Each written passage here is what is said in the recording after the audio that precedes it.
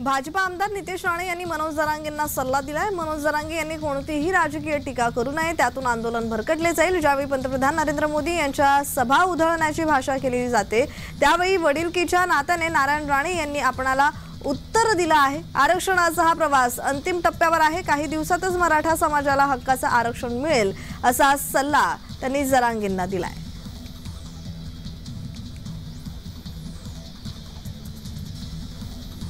शरद पवार हे शनिवारी बारामती दौऱ्यावर आहेत। गोविंदबाग या ठिकाणी ते नागरिकांना आणि कार्यकर्त्यांना भेटणार आहेत।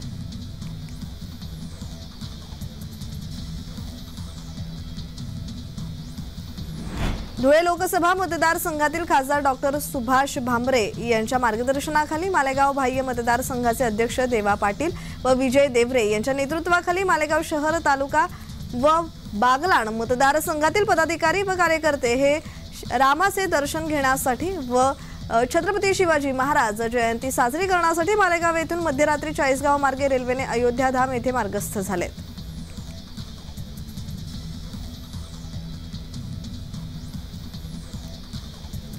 महाराष्ट्रातून राज्यसभेच्या 6 जागांसाठीची निवडणूक बिनविरोध झाली। या निवडणुकीसाठी दाखल झालेला अपक्ष उमेदवाराचा 7वा अर्ज छाननीत बाद झाला आहे। 20 फेब्रुवारी ही उमेदवारीला अर्ज मागे घेण्याची शेवटची तारीख असून त्या दिवशी याबाबतची अधिकृत घोषणा केली जाईल। राज्यसभेच्या 6 जागांसाठी 7 जणांनी आपले उमेदवारी अर्ज दाखल केले।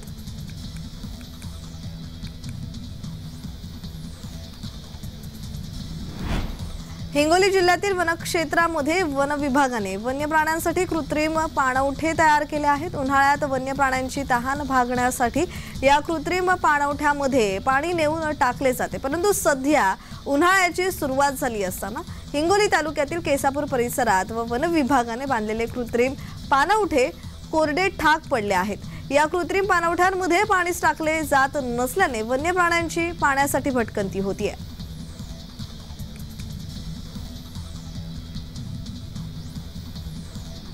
रायगडावरील पवित्र जलाने मनमाडमधील छत्रपती शिवाजी महाराजांच्या पुतळ्याचा जलाभिषेक होणार आहे। आमदार सुहास अण्णा कांदे यांच्या संकल्पनेतून रविवारी लोकार्पण सोहळ्यानिमित्त स्वराज्याच्या राजधानी असलेल्या रायगडावरून पवित्र जल आणि माती आणण्यात आली आहे। शिवसेना संपर्क कार्यालय मनमाड येथे या कलशाचे ढोल ताशाच्या गजरात वाजत गाजत स्वागत करण्यात आले। शिवसेना महिला आघाडीच्या महिलांनी कलशाधारी आणि कलशाचं स्वागत केलं।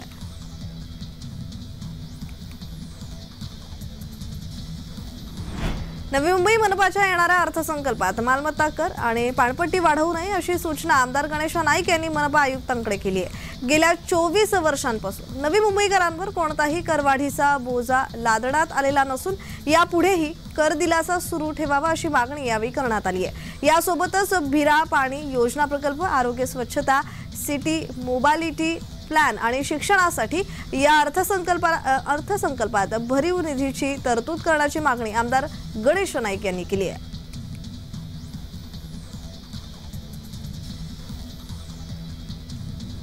मुंबई लोकल ट्रेनच्या तिन्ही मार्गावर रविवारी मेगा ब्लॉक घेतला जाणार असल्याची माहिती रेल्वे प्रशासनाने दिली। उपनगरी रेल्वे मार्गावरील रुळांची दुरुस्ती तसेच सिग्नल यंत्रणेत काही तांत्रिक कामे करण्यासाठी हा मेगा ब्लॉक घेतला जाणार असल्याचं रेल्वे प्रशासनाकडून सांगण्यात आलं। त्यामुळे रविवारी घराबाहेर पडण्यापूर्वी मुंबईकरांना रेल्वेचं वेळापत्रक जाणून घेणं गरजेचं आहे।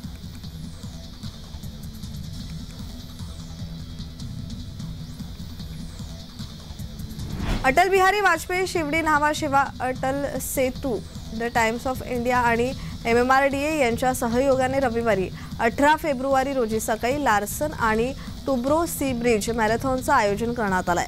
त्यामुळे अटल सेतू शिवडी न्हावा शिवा सी लिंकवर 17 फेब्रुवारी रोजी रात्री 11 वाजल्यापासून ते 18 फेब्रुवारी रोजी दुपारी 1 वाजेपर्यंत सर्व प्रकारच्या वाहनांना प्रवेश बंद करण्यात आलाय। नवी मुंबई पोलिसांच्या वाहतूक विभागाने याबाबतची अधिसूचना जारी केली। तसेच अटल सेतूवरून ये-जा करणाऱ्या वाहनांना पर्यायी मार्गावरून जाण्याच्या सूचना देण्यात आल्या।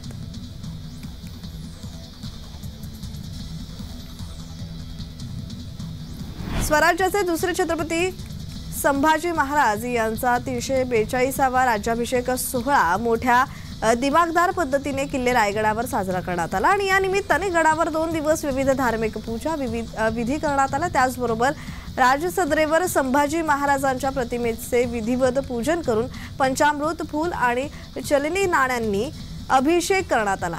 या राज्याभिषेक सोहळ्याला महाडचे आमदार भरत गोगावले यांची प्रमुख उपस्थिती होती।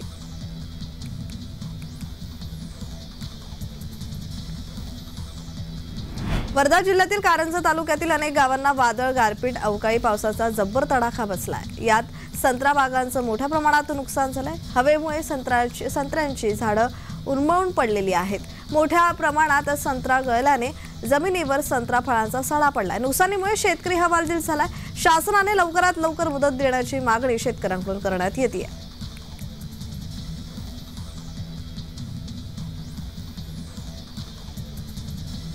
येत्या शिवजयंतीला छत्रपती शिवाजी महाराजांच्या पुतळ्याचं लोकार्पण होणार आहे। त्यानिमित्ताने रायगडावरून जलकलश घेऊन शुक्रवारी मनमाड येथील आमदार सुहास कांदे यांच्या ऑफिसमध्ये ठेवण्यात आला।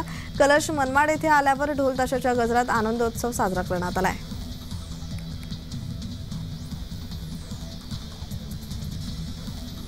अमरावती जिल्ह्यातील धामणगाव रेल्वे तालुक्यातील मंगरुळ दस्तगीर जवळील मलातपूर शेत शिवारातील एका ऊसाच्या शेतात 2 शावक आढळून आले आहेत। गुरुवारी रात्री वन विभागाने त्याच ठिकाणी एका टोपलीत दोन्ही शावकांना ठेवले आहे। आई असलेल्या मादी बिबट्याने रात्री 3:30 एक शावक उचलून नेले, तर पहाटे 5:30 दुसऱ्या शावकालाही आई मादी बिबट्याने उचलून नेले। आई आणि पिल्लांच्या भेटीची दृश्य कॅमेऱ्यात कैद झाली आहेत।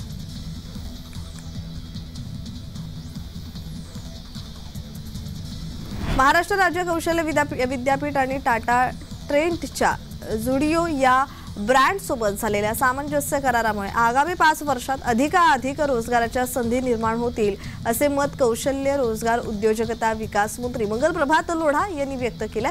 त्याचबरोबर मंत्री मंगल प्रभात लोढा यांनी टाटा ट्रेंटच्या जुडिओ ब्रँड सोबत करार केलाय।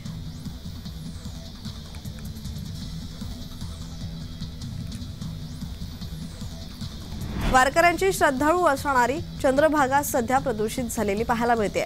मागे एकादशी वारीचा सोहळा अगदी तोंडावर आला असताना भाविकांना अस्वच्छ पाण्यात स्नान करावं लागतंय। तसेच नदीचे पात्र काही प्रमाणात कोरडेही आहे। परिणामी भाविकांची मोठी गैरसोय होते। 20 फेब्रुवारी रोजी मागी वारीस सुमारे 5 लाख भाविक येतील असा अंदाज असताना चंद्रभागा स्वच्छतेकडे प्रशासनाचं दुर्लक्ष आहे।